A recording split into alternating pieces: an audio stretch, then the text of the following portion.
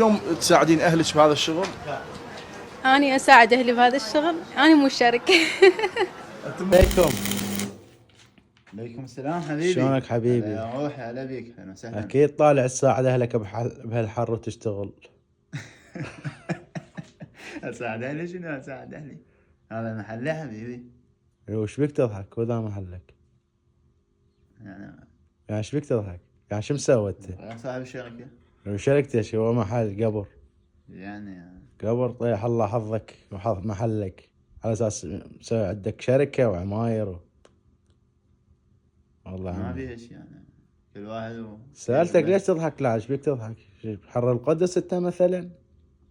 فاتح لك شركة مثلا؟ مهندس شنو؟ ديكورات؟ مو ذا حدادة وذا حدادة وذا حدادة. دكتور ماشي. اسنان انت انا مثلا؟ ما اساعد. عليش تضحك؟